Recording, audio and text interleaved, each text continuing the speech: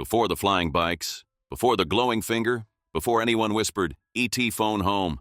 At a time when sci-fi was cold, mechanical, and distant, E.T. brought warmth, wonder, and humanity to the stars.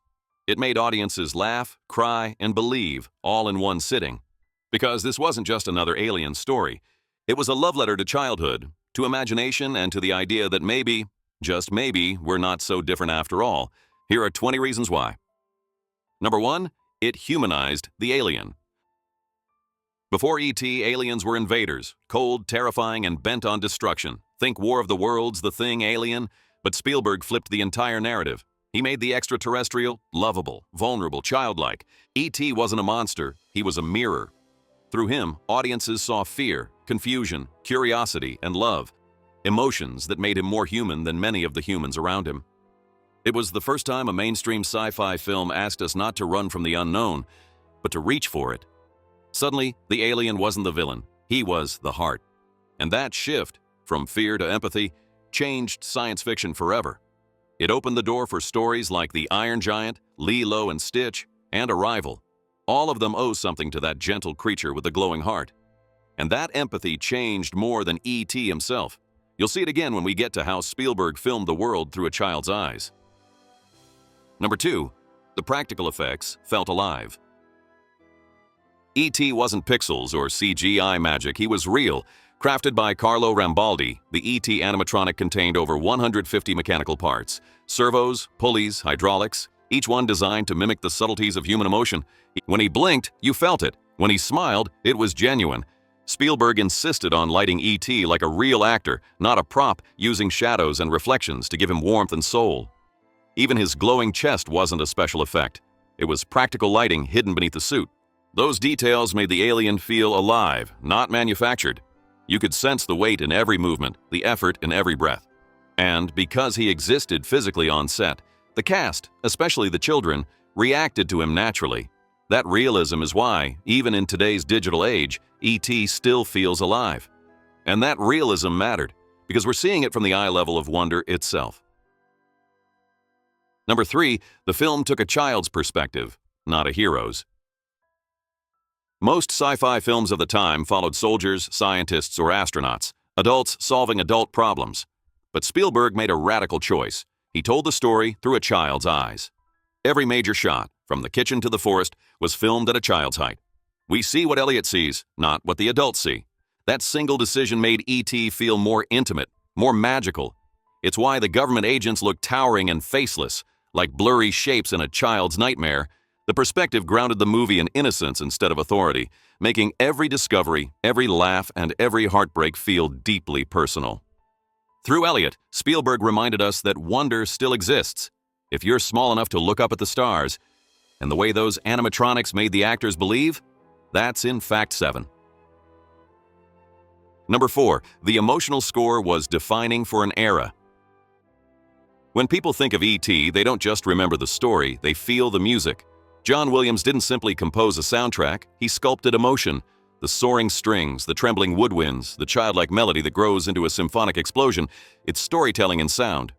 The score became so powerful that Spielberg made a daring move. He re-edited the film's final act around the music. Normally, composers score scenes after they're locked. But here, Williams's music was the heartbeat, and the visuals followed it. That emotional synchronization between image and sound redefined how films used music to guide feeling. You don't just hear it, you ride it. It's no exaggeration to say that Williams didn't just score a film, he scored a generation. Keep that thought, because in a moment you'll hear how sound itself became a character. We'll dig deeper into sound when we reach Fact 6, E.T.'s voice. Number 5, E.T.'s voice was a quiet revolution in sound design. E.T.'s voice wasn't a robotic sound effect, it was an orchestra of humanity. Sound designer Ben Burtt, the genius behind Star Wars, built the alien's voice from a mix of over 15 sources: people, animals, and mechanical noises. A chain-smoking elderly woman named Pat Welsh became the base for E.T.'s tone. Add in raccoon growls, otter sounds, and even the designer's own breathing, and you get a voice that feels alive yet otherworldly. Burtt didn't just want alien noises, he wanted emotional language. Each sigh, croak, and coo carried intent and personality. You could hear joy, fear, confusion, love. It was one of the earliest examples of sound acting, where the design itself performed. Today's digital creatures owe everything to E.T.'s handcrafted voice, a sound not made by machine, but by heart. Number 6. E.T. utilized a lot of natural light.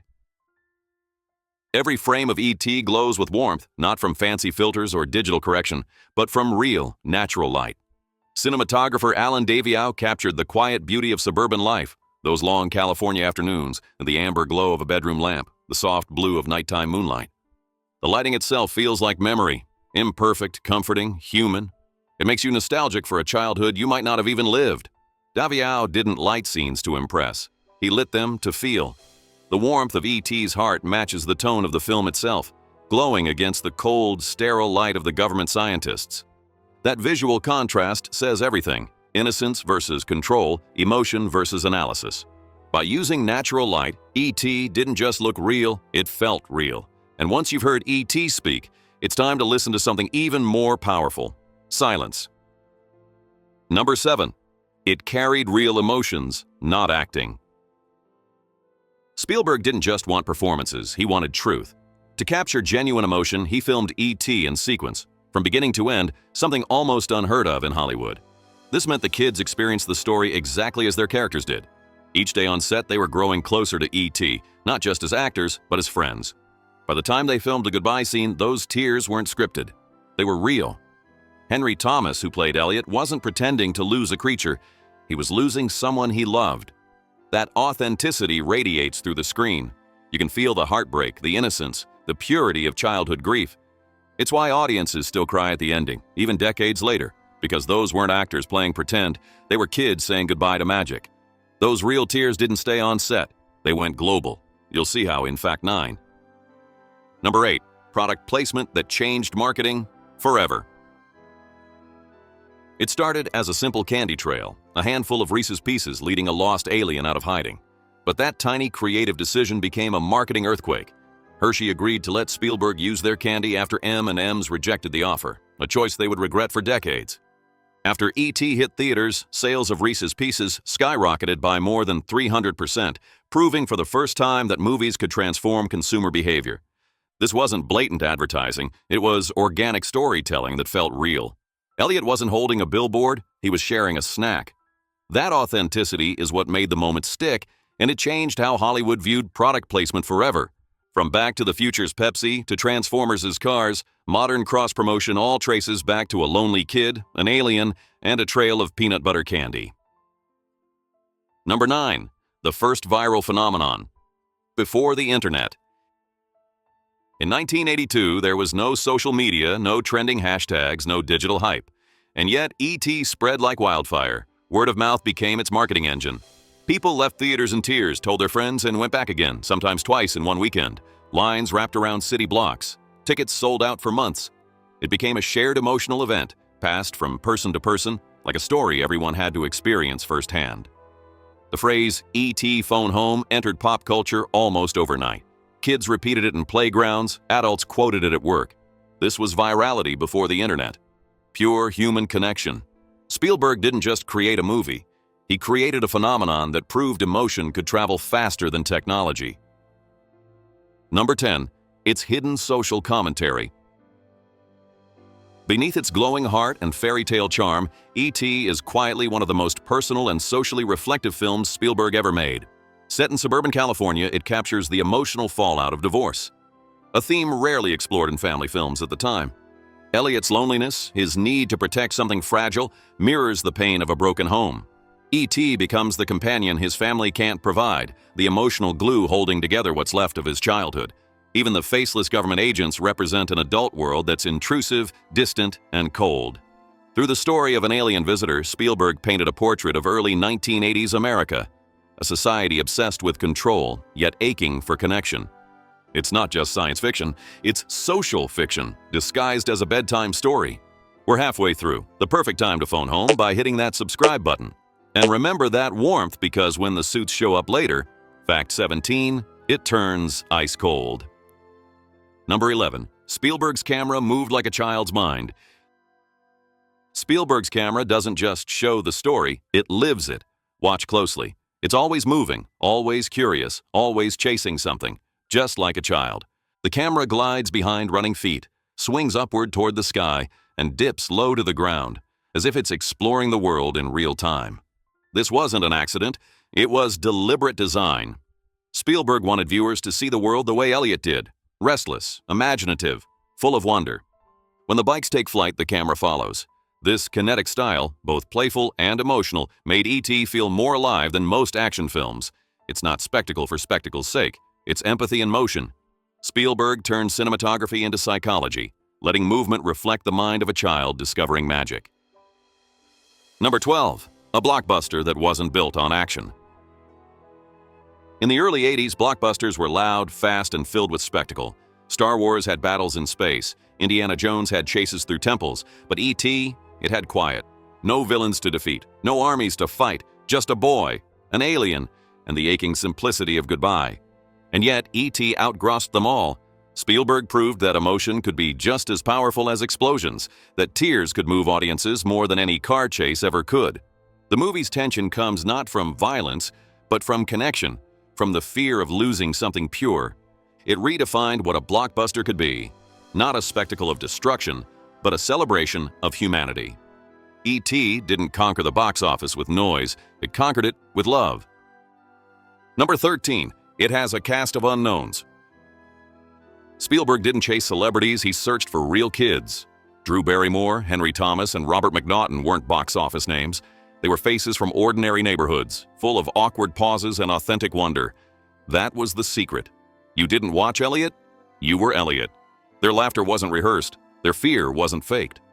Spielberg built the story around their natural reactions, filming long takes to capture genuine emotion. It gave E.T. a beating heart, not a polished performance. By skipping Hollywood stars, Spielberg made something timeless, a story that could belong to anyone. And it worked. Those unknowns became icons, and audiences around the world saw themselves in every wide-eyed stare and trembling goodbye. Number 14. Early use of synth and ambient sound layers.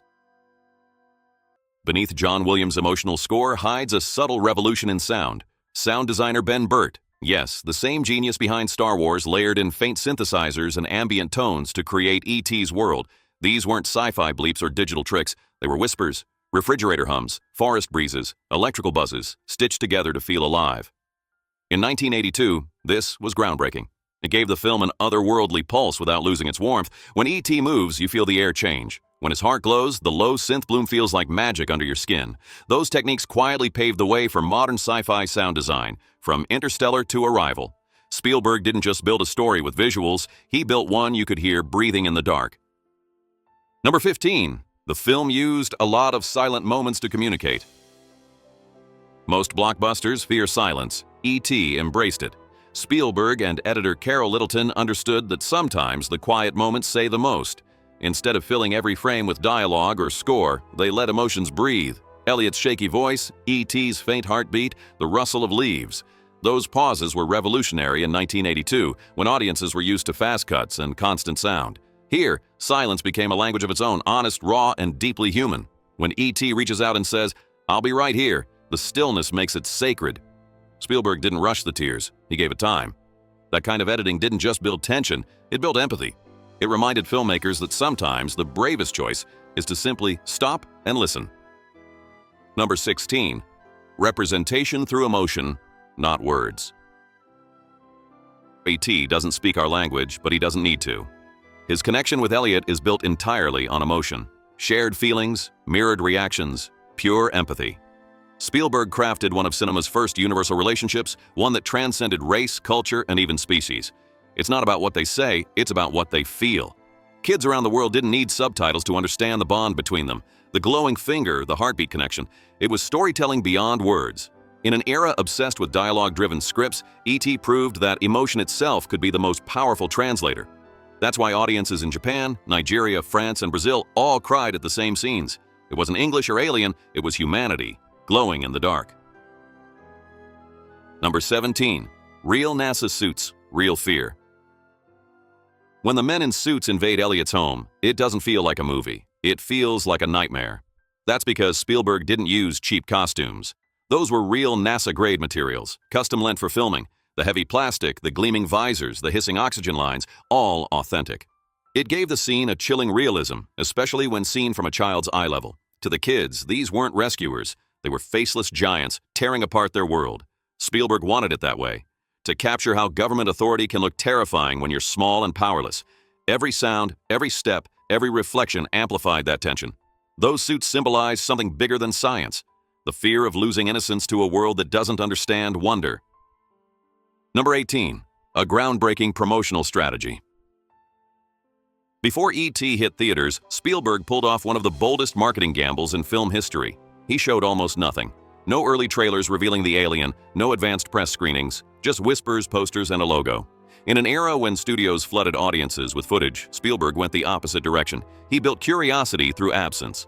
The result? When E.T. finally appeared on screen, the audience gasped together. It wasn't just a reveal, it was a shared discovery.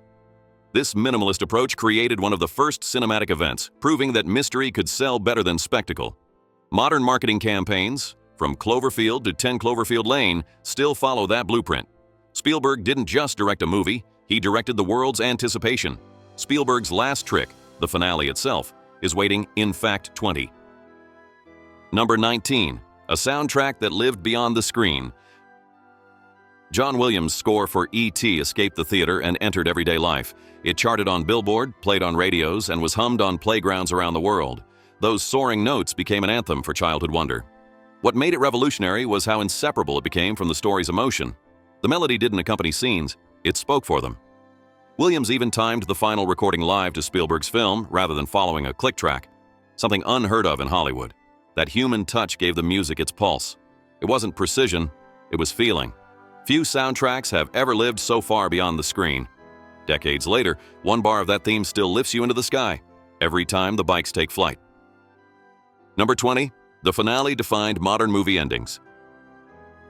That glowing finger, that single tear, that ascending score.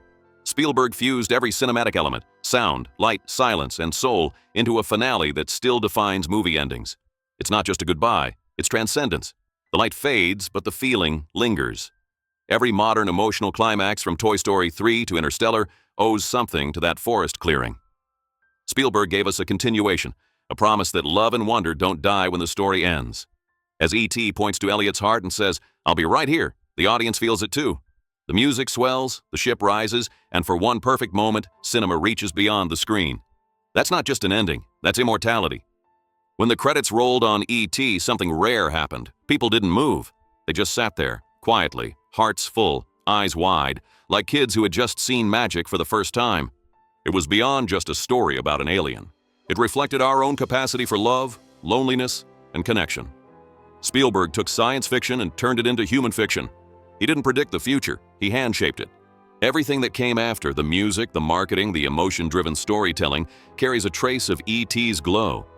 40 years later, its heartbeat is still heard in every story that dares to feel.